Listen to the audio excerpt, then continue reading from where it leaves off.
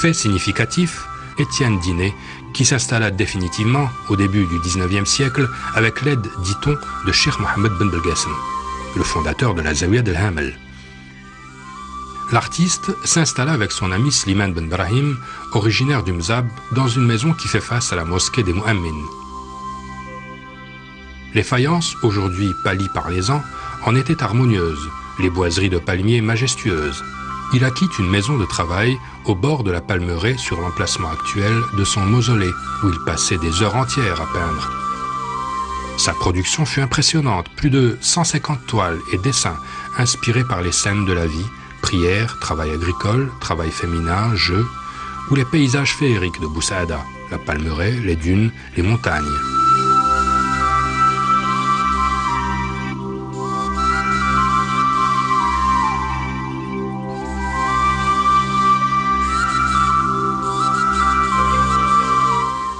Diné fit le pèlerinage à la Mecque.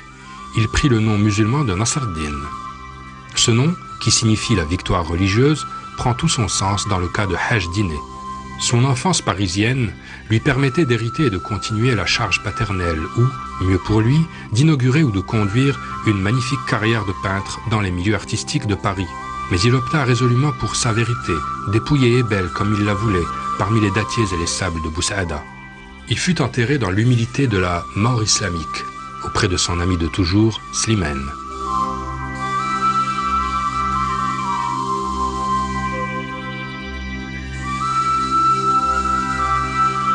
Une émouvante oraison funèbre fut prononcée à l'occasion par le Cheikh del Hamel, cette grande zaouïa aux portes sud de Boussaada, qui attire depuis sa fondation élèves et fidèles de tous les coins du pays.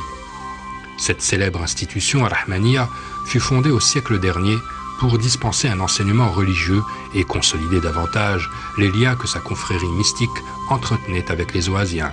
Elle fut et demeure pour ses fidèles une structure d'enseignement et un lieu de pèlerinage respecté. Ses rapports avec les autres zaouïas de la confrérie, notamment celle du fondateur de l'ordre, Ben Abdelrahman d'Aïtsmaïl, dans le Djurdjura, furent et sont encore étroits. Aujourd'hui, Cheikh Khalil continue la fonction de magistère léguée par ses aïeux, son père, son grand-père et le fondateur, sans oublier la fille de celui-ci, la grande et vénérée Lalla Zainab.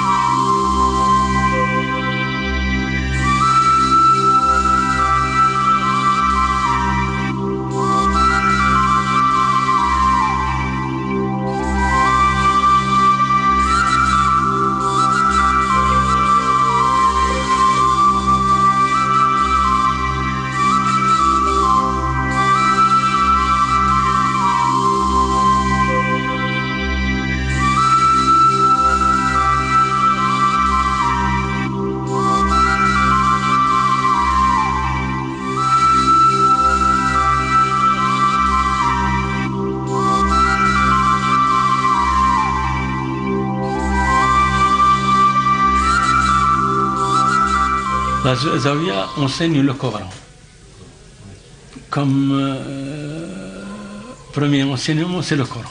Garder les réfugiés qui viennent, les pauvres, les conflits entre les tribus. Il y a beaucoup de choses que la Zawiya entame de temps en temps. Voilà.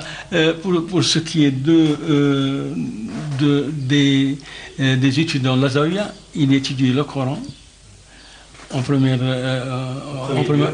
lieu. En second lieu, il étudie le fiqh. Le fiqh al-malik. Ce n'est pas l'exégèse. L'exégèse, c'est tafsir. Mais le fiqh, c'est, disons, la législation. La législation. Voilà, la législation, c'est le fiqh. La loi coranique. Voilà, la loi coranique. Le tasawwuf, c'est notre salut. Ça a toujours été notre manière de... Voilà. En Algérie, ça a été comme ça. Depuis le temps.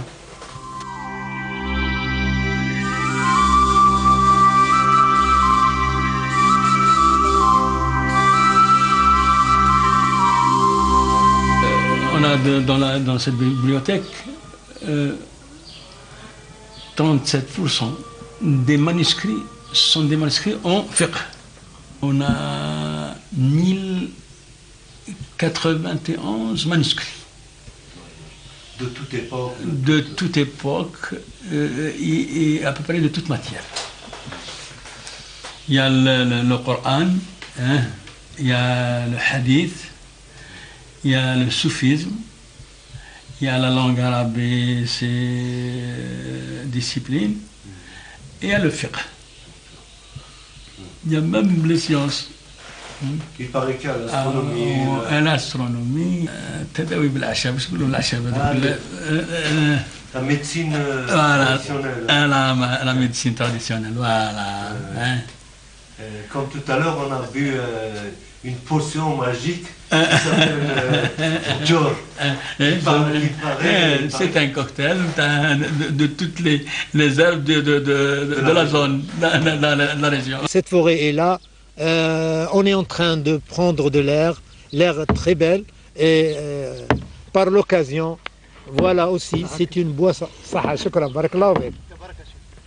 C'est une boisson spécifiquement typique pour la région de Jebel Msaad. Ça, on l'appelle jour. Jour, oui. Elle est faite d'herbes, à base d'herbes. C'est très naturel, c'est une boisson bio, comme on dit. Aujourd'hui, on dit bio, voilà. C'est à base d'herbes, surtout le klil et les racines de la plante, l'arar, le thym, je pense que ça s'appelle comme ça. C'est vraiment formidable, elle a un goût formidable. Et j'en prends une gorgée, c'est formidable. Elle a un goût très... Vraiment. Oui, elle est faite. Ces herbes sont à base médicinale, comme on dit. Elle est bien pour la migraine, elle est bonne pour l'estomac, le côlon. Elle aide à digérer, surtout la migraine. Les gens de l'arche, les femmes le prennent toujours à la maison. On trouve dans chaque maison, chaque tente ici, on trouve cette plante. Elle est spécifique à Jebel Msaad. On ne peut pas le trouver ailleurs, surtout sa façon de le préparer.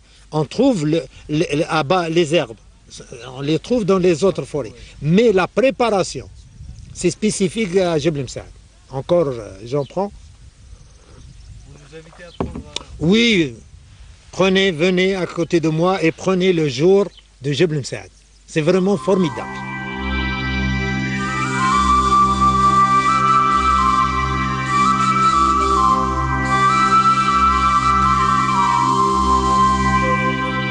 C'est un lieu formidable, c'est là où toute la région, lorsqu'on dit Jebel Msaad, c'est-à-dire la révolution.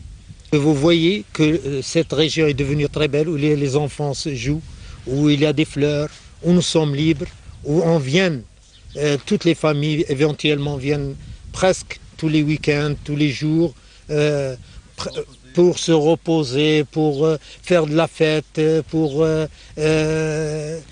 respirer de l'air, parce que c'est un lieu il a de la hauteur assez élevée de la ville de Boussaada, et même d'autres régions plus lointaines de Boussaada qui viennent ici à cette forêt-là. C'est un poumon de la ville de Boussaada, c'est une région magnifique.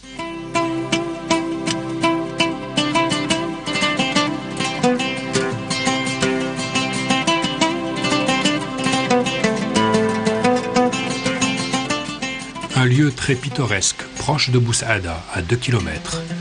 Un moulin, un peu délabré, est construit dans un défilé de canyons du plus heureux des effets. Une eau fraîche coule, hiver comme été, le long d'un splendide jardin.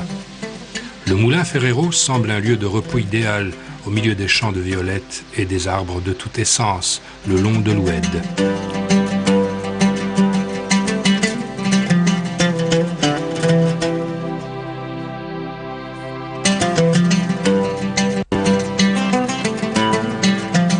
C'est à cet endroit que les cinéastes américains et français vinrent tourner des scènes de Samson et Dalila et d'Homme à Homme.